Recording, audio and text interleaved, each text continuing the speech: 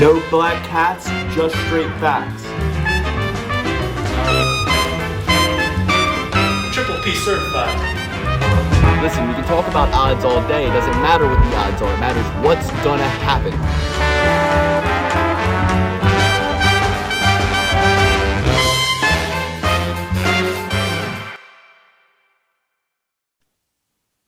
Welcome to the Perfect Parlay podcast. I am back. Lukey is back, and we are back with a very special guest, James Lynch. James, thank you so much for joining us today. A very special episode. No problem. Thank you guys for having me on. I really appreciate it. Yes, guys, as you know, Alex is not here today. We're missing 1/3 of our tricycle here, but James is going to fill in. We think he'll be probably our most useful guest yet. I think that's a safe bet. He seems to be everywhere in the space. He's on every podcast. He's very generous at this time. So please go subscribe to James Lynch's YouTube channel. James, you want to throw that exact? Yeah, it's real easy. It's on sports. It's the same thing with my Twitter and Instagram handle. It's LYNCH on sports, all the same word. I keep it simple, keep it easy. And yeah, that's big shoes I got to fill. You guys mentioned, I got to go through all this. So hopefully I live up to the hype. We'll see what happens. But I'm excited to talk some fights with you. Awesome, James. Thank you. So we'll just get right into it. As usual, we're going to share our screen. We're going to show Tapology. We're going to pull this up. And, we have a really interesting card. I think this one has been scheduled 3 times so far. Santos versus Teixeira, UFC Vegas 13. This week, we can start right at the top with the main event. As you guys know, we're huge Glover Teixeira supporters over here. We love Glover. He's a super good guy out of Connecticut. On the East Coast here. Thiago Santos, though, we love watching him as well. Maheta has been super fun to watch. He got it done in there with John Jones back around Mardi Gras a year ago. That was his last outing. That was the last time Thiago has been in the octagon. So, I don't know really what to expect. He hasn't fought during the quarantine coronavirus era. He hasn't fought since the split decision loss to John Jones. Usually, you guys know when I like to kind of, James, I talk about like the Super Bowl hangover. When you get all the way to the peak, you fight for the title, and you're kind of left in this murky position where you didn't get beat so bad that you go back to your team and you reassess everything and you make fundamental changes about your game plan. For Santos in that fight, everything went pretty much according to plan except for the leg injury. And you kind of are left in this, where do I go from here kind of place. Whereas Teixeira is on a insane rise right now that nobody would have saw coming, I think, because he's 41. Let's just address the elephant in the room. So I'm really interested to hear what you guys have to say about this fight. I myself am still kind of like weighing it out. So what do you guys think about this one? Who wants to go first? I'll take the lead here. I guess I got to jump James, in you're here. the guest, yeah, no. It's all good by me. Yeah, this is a really tricky fight because, like you mentioned, Santos hasn't fought since July. Now, we should mention that these two were scheduled to fight in September. Thiago Santos got COVID. Actually, no, I think it was Glover who got COVID first. Then they tried to reschedule it again. Then it was Thiago Santos who got COVID. So it's not like these guys weren't trying to fight. It obviously just didn't add up. And Santos recovering from the knee injury. That is a good point about the Super Bowl hangover because Dominic Reyes lost his last fight, right? He fought Jones last. Anthony Smith lost his fight after this to Glover. So we'll see if the same thing rides here with Thiago Santos. But I think if Thiago Santos looks anything close to what we saw in the John Jones fight, and keep in mind that was on one leg, if he can look anywhere close to that, I think this is his fight to lose. I think he's the better fighter. I think we do get a little bit blinded by some of those wins with Glover Teixeira. That Nikita Krylov fight, very close. The Smith win was impressive, but let's not forget Smith was looking good in the early going. It was just that he didn't finish Glover, so he sort of ran into a situation where a guy was not getting finished and Smith was getting tired and Teixeira took advantage. So not discrediting the run, but I'm just saying those are some things to sort of point out when we're looking at this. The other thing we got to mention, Thiago Santos is a win over Jan Blachowicz. I think a lot of people forget that, and that wasn't that long ago. That was only a couple fights before. So, here's a guy that is undefeated outside of the Jones fight at light heavyweight in terms of, what he's been able to do in that division since moving up from middleweight. Physically, they're very similar. If you look at the height and reach, they're actually identical. And even age-wise, they're pretty close because, like, it's not like Thiago Thiago Santos is some young kid. He's 36 years old, Teixeira 41. So I don't think the age will be a factor either. But like I said, if Thiago Santos looks anywhere close to what we saw in the John Jones fight, I think this is his fight to lose. I think he's a better striker. I think he packs more of a punch. And Glover is very difficult to finish, but we have seen him finish. Alexander Gustafsson, Anthony Rumble Johnson, those are two fighters that did finish him. So I think the same thing will happen here with Teixeira, but I think it'll be a later finish. I think unlike Anthony Smith, Thiago Santos will be able to go the 5 rounds and will still be able to land those shots. And I think he will get the better of Glover as the fight goes on and he slows down a little bit. So the pick here is going to be Thiago Santos. Interesting. James picking the finish as well. I'm going to agree. I'm going to take Thiago Santos in this one. I'm just very nervous about Glover Teixeira getting up there in age. He doesn't seem to be slowing down, but once you get to the 40 and plus, the fall comes very, very quickly.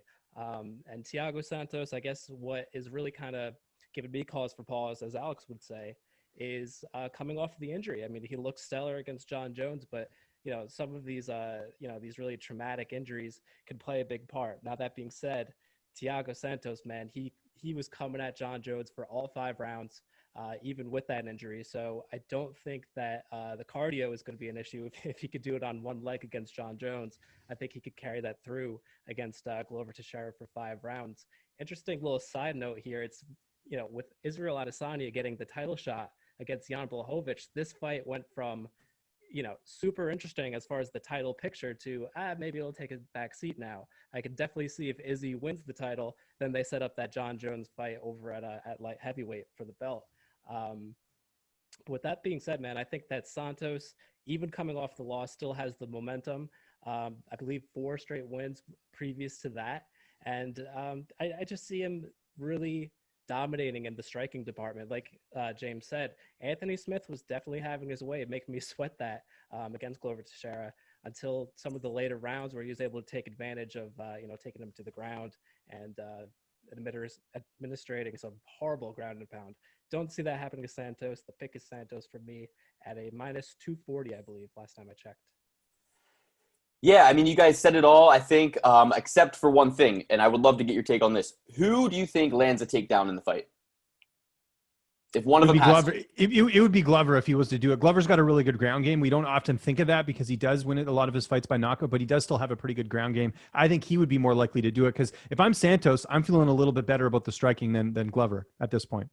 Exactly, and Glover, I think, has a lot of experience with better strikers than Santos, more polished strikers than Santos. I think if you take all of that experience and factor that into the post-fight, sessions after those losses that he's taken from, like you said, Gustafsson, I think that kind of makes him the more dangerous veteran here. And if he can keep his cardio and pace himself properly and not give up early rounds and maybe land a couple of takedowns and make it optically his fight in the judge's eyes, push Santos against the fence. Don't let Santos keep range. Don't let Santos hit him with the leg kicks. I think Glover could surprise us yet again. So for me, the pick of who I think is going to win when I close my eyes and try to imagine this fight taking place, I see Glover Teixeira getting his hand raised. So it's not going to be a consensus for the main event here. However, what I will say is if you're building a parlay and you're using the parlay system, the pick is going to be Santos because he's not so large of a favorite that you aren't getting decent value from him. And if you're going into the final fight on the card with every one of your previous fights in the parlay hitting, you're going to want to hedge on the underdog. So Glover is right now the underdog. I think that's going to probably get a little bit wider as we get closer to Friday and after the weigh-ins. So for me, my heart tells me Teixeira gets this done. But my bet slip will say Santos at the end, and I will probably hedge out on Glover. Maybe one or two of them will include Teixeira just so that I can, side with him a little bit here. But I should let James know the Perfect Parlay Pursuit, that name comes from each week we throw small amounts of money on a 12-fight parlay, and our goal is to pick every fight on the card accurately. So far, we've done that in this calendar year on my 6th ever attempt. That was I versus Calvillo. We hit a 10 out of 10 perfect parlay. There's a highlight compilation in the YouTube channel below for anybody who's unfamiliar with our channel. But so that's the pursuit. Our motto is lunch money to rent money. So we're putting $10, $15, $20 bets down to win a few thousand sometimes, if all your picks are correct. So it's like a little March Madness bracket every week. And that's what keeps us, that's our gimmick. So let's go to the next fight on the card. Without further ado, we have the co-main event of the evening, Andrei Arlovski versus Tanner Boser. This will be Andrei Arlovski's almost his 50th fight, guys, in the UFC. He's a legendary figure. He's somebody that we all, if you're an early fan of the UFC, you all grew up watching. You all grew up, thinking that he was probably one of the most exciting fighters in the heavyweight division for a long time, and still is.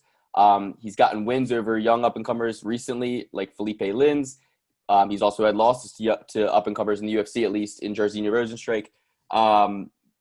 For me, I look at Tanner Boser and I have a recency bias, guys. He looked so impressive in his last couple of fights.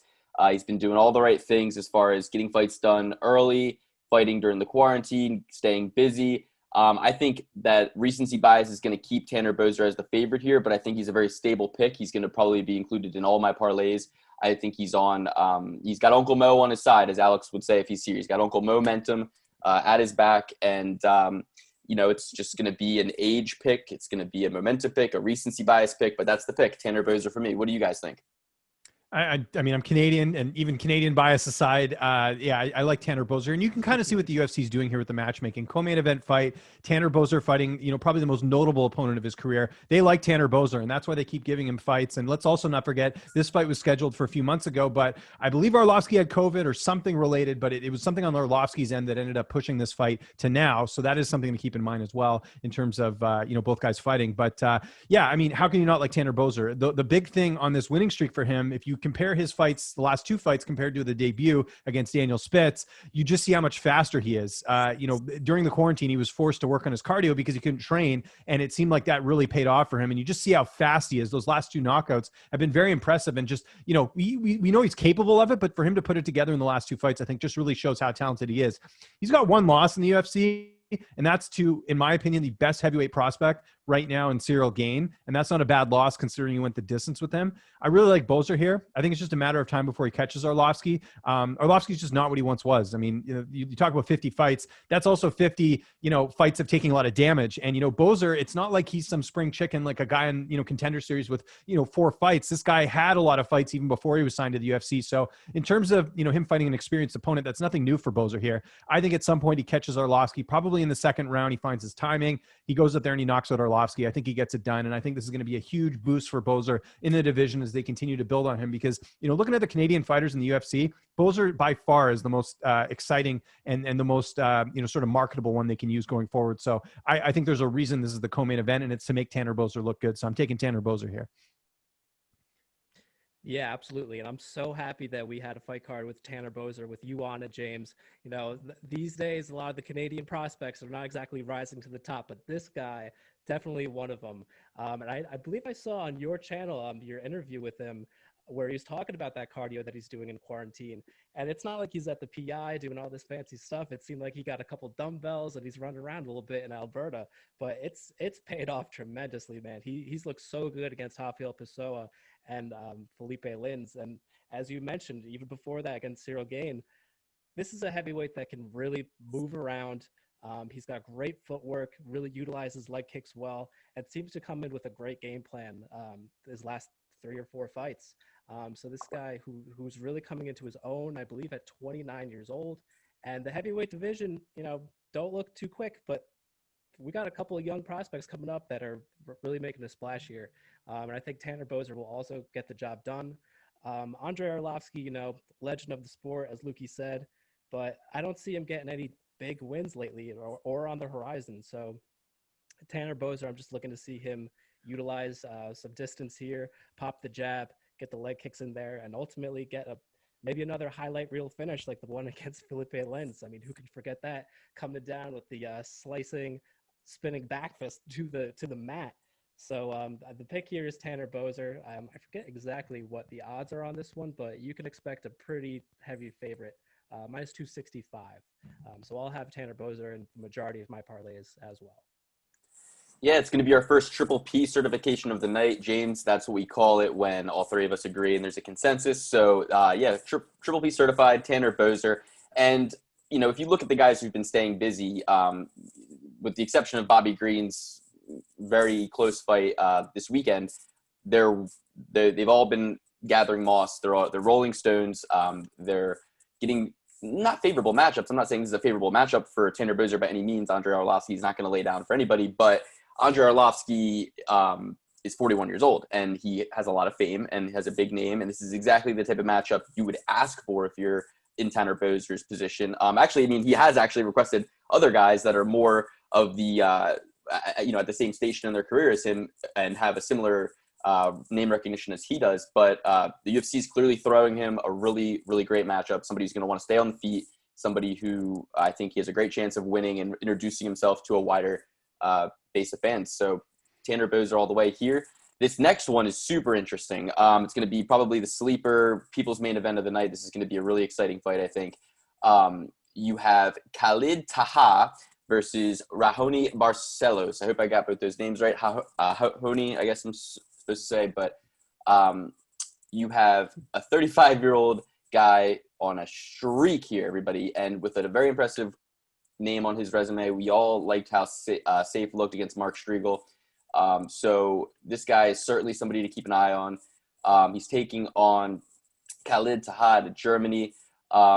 This fight for me, you look at this guy, got a really impressive win against Boston Salmon, but that was a while ago. It was early, and he hasn't fought since, or I'm sorry, he still has this no contest, but he hasn't fought in 2020. What do we always say about momentum? I think that this guy, he fought at least, he fought at least late last year. I got to go with the guy on the larger streak with more to lose. He's also got about 8 years of life experience on Khalid. He's, coming in there at 35 years old. That's the perfect age for UFC, guys. 35 is like your prime. That's when you have the most wisdom combined with skill, combined with, like strength, I guess you could say. Like you've come into your body. And no surprise, he's a minus 385 favorite here. So, I thought I was sharing my screen there. Sorry about that. I thought I was taking you guys through what I was looking at. But, that's the pick for me. What do you guys think? Any insights on this one? Yeah, it's a pretty simple fight for me. Poor Taha, because he was supposed to fight Jack Shore, if you remember, and so Barcelos the one stepping in. And Barcelos is not an easy fight for anyone. You mentioned the age. Doesn't seem to matter. He got a huge win over Nurmagomedov in his last fight. This guy's been on a roll. Also has a win over Chris Gutierrez, which looks even better now with Gutierrez's winning streak that he's been on. He's supposed to fight Cody Stamann earlier this year. That, for some reason, did not get rebooked. So both guys will be fighting for the first time in 2020. But you mentioned the experience. I think he's got a little bit of a height advantage in this one, too. I really like Barcelos here. I'm with the odds. Minus 300 for a guy who's in his 30s, mid 30s, a little steep for my liking. But nonetheless, I do see him get it done. Taha has just been so inconsistent in his career. I think he's alternated between wins, and I mean, he hasn't put two straight wins in since prior to getting in the UFC. Actually, when he was in Ryzen was the last time he had a 2-fight win streak. So, he really needs to go out here and impress. And I don't think this is the fight to do it. Give me Barcelos by decision, but a dominant decision in this one. I think he gets it done. Yeah, Barcelos coming in at minus 385. Very, very high, but I think totally justified in this one. Like we all said, the resume is really looking good, especially when you look at the likes of Chris Gutierrez, Said Nurmagomedov, even Dan Moret and Bobby Moffitt down there at the beginning of, just before the beginning of his UFC run. This guy seems to have like a very well-rounded game plan, whether it's winning through ground and pound or a submission or even knocking dudes out. So I'm not going to spend too much time with this one, but you could tell just by the caliber of opponents that the UFC has been throwing his way, whether it's Cody Stamann, like James said, or even before that, Lando Venata. This guy's getting some high-quality competition, getting a nice slow burn to the top, and I expect him to totally justify that minus 385. Could be a bit of a trap. Bobby Green, who I know we all had, it seems like everyone and their mama had him last week as well. He came in at minus 350, 380, something like that, and just totally blew everybody's parlays out of the water. So although I'm very confident on this one, I'm a little bit gun shy just from that previous fight, Bobby Green. But that's the obvious pick, and I'm going to have him in a good chunk of my parlays here. Yeah, James, you watched last week's card, obviously. I don't know if you saw any of the odds before or after the fight, but every single favorite except for Bobby Green won their fight. Did you know that? Right. Yes, no, I did, because that was the one fight that I got wrong, was Thiago Moises, the decision, which I thought should have gone Green's way. So yeah, no, I was aware of that. I usually like taking a dog or two on a card just if I see value there, but I feel he was the closest one, and I couldn't pull the trigger just with what Mitchell had done the fight before. So yeah, no, I picked all the favorites and got bit in the ass on the Thiago Moises fight. Right, and Moises was actually somebody, as the fight got closer, that I was looking at and thinking, okay, Bobby Green has not been this consistent in his career up to this point. He has 10 losses. He's somebody who's lost before. So it's not like, I just feel like it's like roulette. When you hit red every single time, eventually you're just going to have a bad night. It's UFC. I feel like there's so many intangibles that go into it. I think when you build a parlay like that, you sometimes just look at it and go, wait a minute, this is a little bit too, like, because I grew up kind of not trusting the odds makers, not paying too much attention to the odds makers, and thinking that, they were to be taken advantage of when it comes to MMA gambling.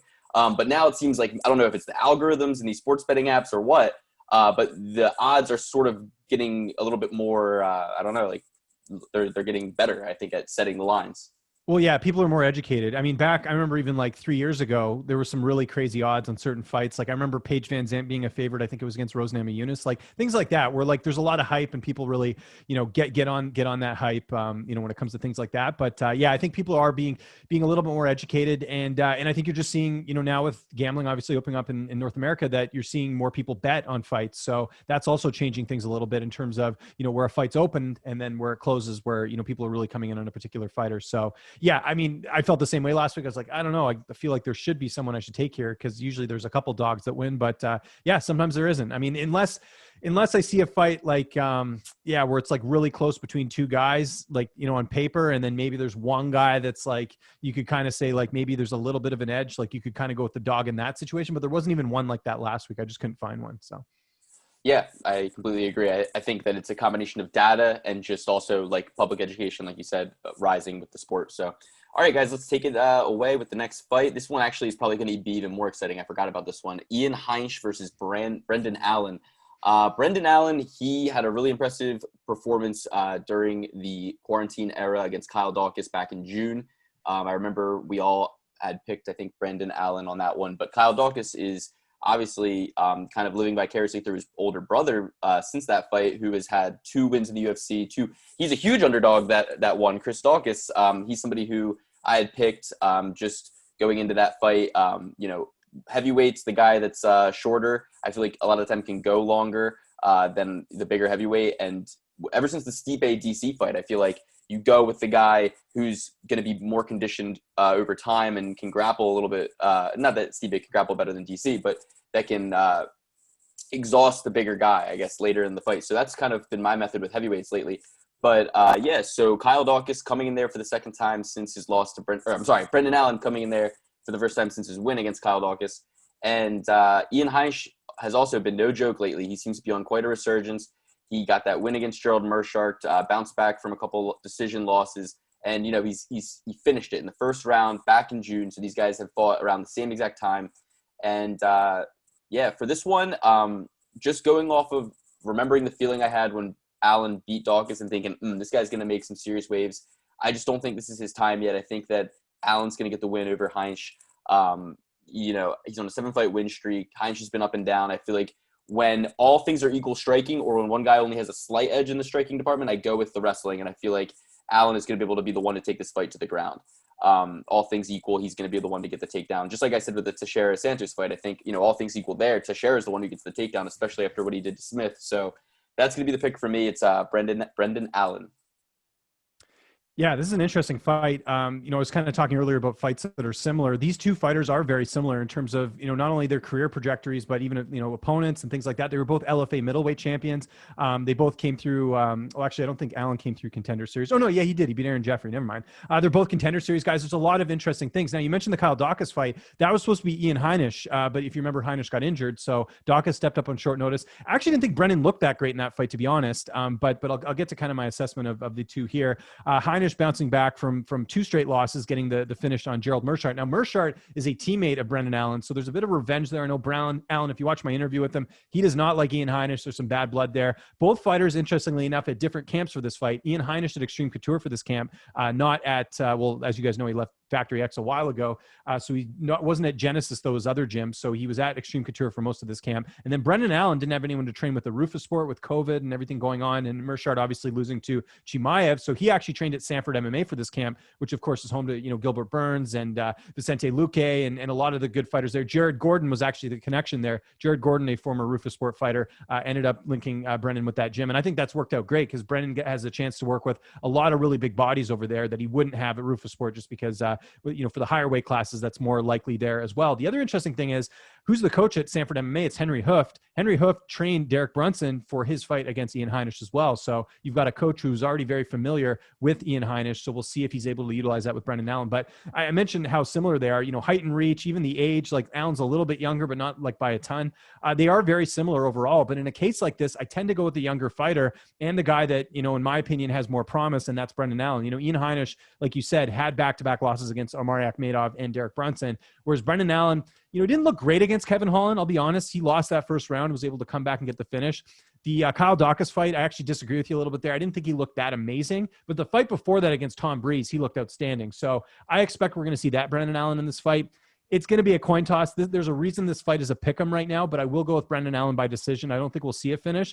However, Ian Heinisch's only stoppage loss in his career, if you guys remember, was an LFA. It was against Marcus Perez, and it was a first-round submission loss. Brendan Allen has an outstanding ground game. If this does go to the ground, maybe look at that submission prop for Brendan Allen. But in general, I'm going Brendan Allen, but this is a very, very, very close fight in terms of picking it.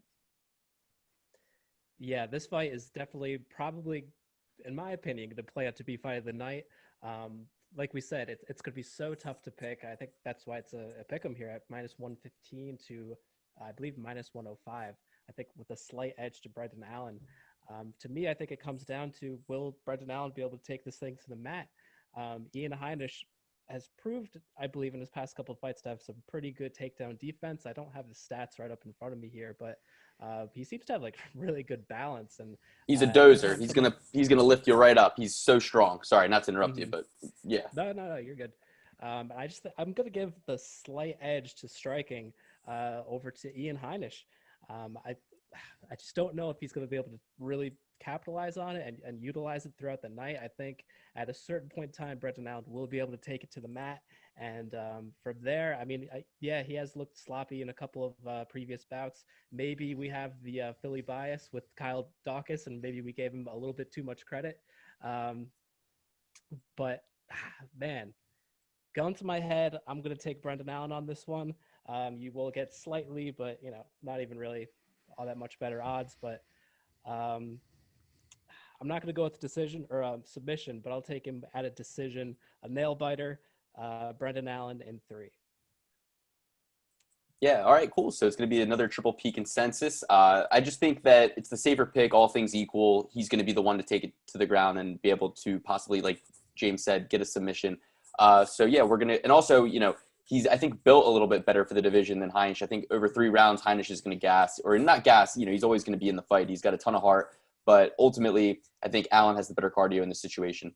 All right, so we have one more fight left on the main card, and then we're going to let James go. He has a hard out at 2:30, so we're going to go ahead and break down this final fight. But I'm really glad he's here for this one because we have Cláudia Gadelha versus Jan Xiaonan. I'm sorry, I looked up how to pronounce this. Dan, how do you pronounce this name?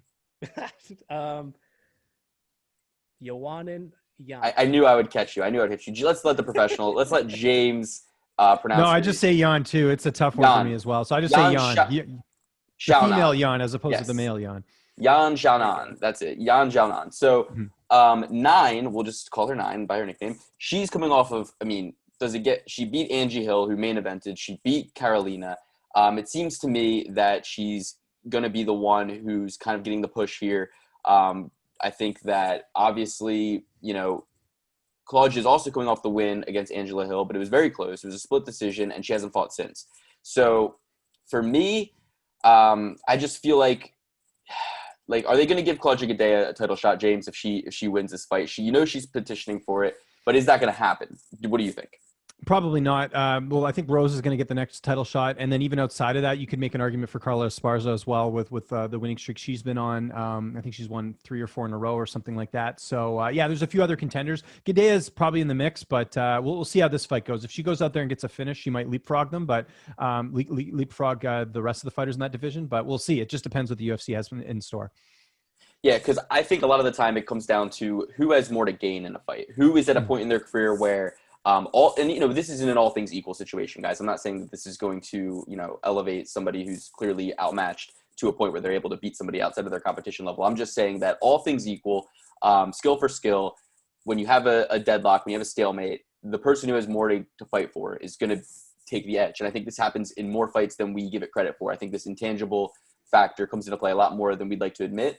And it comes down a lot of the time to the marketing and PR push that a fighter is getting, where their management, their agent is telling them that their career is going and what is next for them if they win this fight, et cetera, et cetera, et cetera. So obviously, there are times when the pressure and the bright lights gets to people and it works the opposite way. So you can't really always bank on this, but I just think that she has the right kind of wins, right? She had to win against Carolina, who's fought against everybody from, Rose to Joanna. She has the win over Angie Hill, who's fought in the main event. Now this is an opportunity for her. It's the headline. It's the first fight on the main card. She gets a win over Cláudia Gadelha. It's yet another vet, another person who's been in there with the best of the division, and she can put herself in that top five where she's either one fight away or possibly even a fill-in spot for a title shot, because the division is not that deep at this point.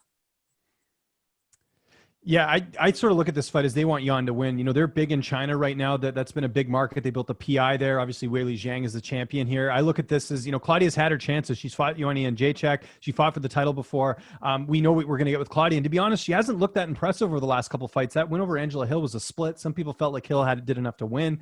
You had the really awful fight with Randa Marcos before that, UFC 239, which was just an atrocious fight. So I think the UFC knows that Carla's hit her peak. Yan, on the other hand, undefeated in the UFC.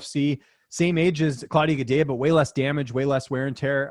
Looked a lot better against Angela Hill, in my opinion. And, I think she takes care of business. And one prop I actually looked at in this fight, because the odds are pretty even, is the Yan by decision prop is plus money right now. And she wins. Her last 5 fights have been by decision. So that might be something to look at. Also add in the fact that Cláudia Gadelha has never been finished in her career. The only thing I do worry about is if it does go to the judges' scorecards, Cláudia has squeaked out a lot of fights, so that could happen here as well. But I really like Yan in this one. I think she gets it done, and I think the UFC pushes her, and I think this is the fight where Cláudia finally loses. I think Yan takes care of business.